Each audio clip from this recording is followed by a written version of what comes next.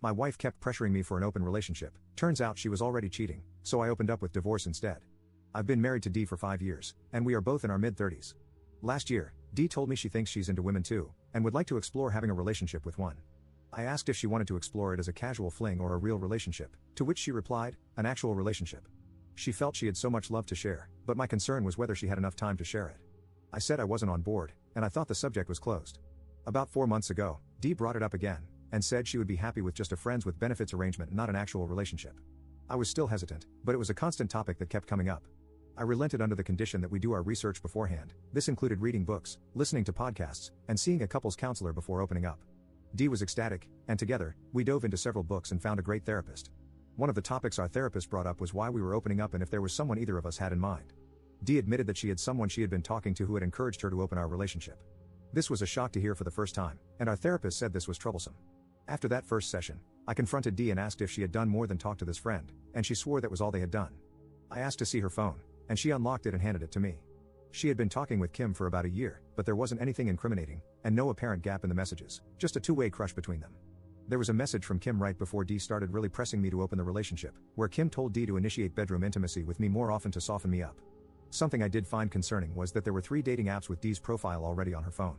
This caused a brief argument, and it ended with Dee agreeing to delete the apps until after we were actually open. 3 months passed, and we were getting closer to opening up, with Dee acting like it was Christmas time.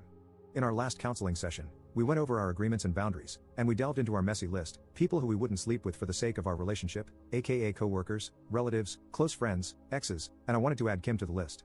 Dee blew up, especially when our therapist said it was a reasonable request. Dee wouldn't speak to me on the way home, but when we got there, she let me have it. I even showed her in 2 of the books we had read where it said that opening up for a specific person was a bad idea. I basically said it was a line in the sand for me, and I would be just as happy remaining monogamous. She got mad, slept in the spare bedroom, and hardly talked to me for 2 days.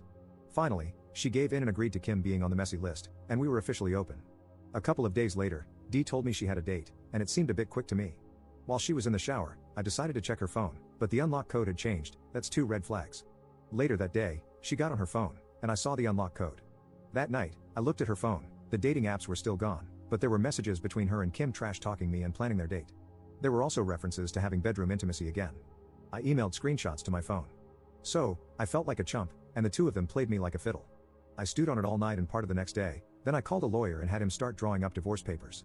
The lawyer was a peach. Not only did he put a rush on it, but they served Dee at our house just 2 hours before her date with Kim. Attached to the divorce papers was a printout of the last texts I read.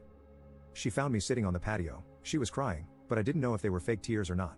When she asked, I lied and said I knew about it all along. I said it just means we won't be married anymore, and you can have the freedom to sleep with whoever you want, whenever you want. Just think of us as friends with benefits. I got up to go have dinner with some friends and told her she needed to hurry and fix her face if she was going to be at Kim's house on time. She got home earlier than I thought she would and wanted to talk, but I went to bed and said we could talk tomorrow. Her eyes were all red, and her makeup was all smeared. I still felt gutted, but I wasn't going to let her see that. Update 1.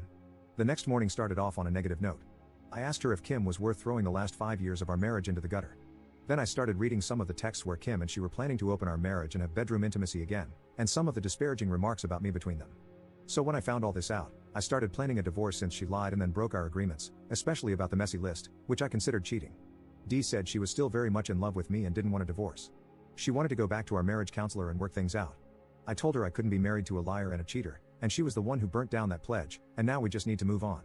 If we could be civil about it, I was open to a roommate with benefits arrangement, and we could cohabitate and split the bills 50-50. Since we wouldn't be married any longer, we would both be free to part ways at any time without any strings attached. She is determined to win my trust back and show me how much she still loves me. Hopefully, our therapist can help us form a new set of rules as roommates, and we will see where things go from here. Mini update. I hear what all the comments are saying, but at this point, I can't legally just kick her out. However, I have got our finances separated, all the credit cards cancelled, and half of the money has been moved to a separate account. I told Dee she could stay on my insurance until the first of the year. Our regular counseling session is on Tuesday, and I have already emailed our therapist with a heads up on our relationship change. I moved all of Dee's things into the spare bedroom. The last couple of days, I've been love spammed. Dee wants to pump the brakes now on the open relationship and put the divorce on hold. I let her know that both of those ships have sailed, and we would just have to ride them out and see where they take us, but it is unlikely that we would get back to where we were. Last night she got all made up and put on my favorite outfit. Probably some of the hottest bedroom intimacy we ever had, including her initiating a couple of things that were on her taboo list, and then more this morning when we woke up. I gotta say that my friends have really been there for me these last 6 months. Most of them have been encouraging me to stay steady on the divorce. My sister-in-law has told me recently that her sister has had a crush on me for the longest time and wants to set me up with her. Update 2. Okay, I'm throwing in the towel. After the last 2 counseling sessions, Dee finally admitted she cheated and lied about her affair with Kim, but still doesn't show any remorse or that she feels like what she did wasn't that bad. She still tries to blame me for being controlling and dragging my feet on opening up. In our last session, I gave her an ultimatum with 3 choices. We go back to monogamy, no contact with Kim, no divorce. We go poly, no contact with Kim, proceed with divorce, and cohabitate. We split, she can keep Kim, separation, and divorce. Dee thinks we can work out option 2 and still keep Kim, but once again, I told her I felt like Kim instigated all this, and her presence was a deal breaker for me. I'm still being love spammed at home and pressured to give in to her desired outcome. I have been quietly looking at condos near downtown with the thought of moving out and letting her have the house for the next 6 months until the lease is up. I told her I wasn't going to Thanksgiving at her family's this Friday and was going to my parents Thursday without her. I said, tell them whatever you want, but I was telling my family the truth, which upset her. Her sister did text me about if anything was wrong, and I told her Dee had an affair with another woman, and we were getting a divorce. My hope is to be out before Christmas. If she spends the night or the weekend with Kim, I can be out before she realizes it.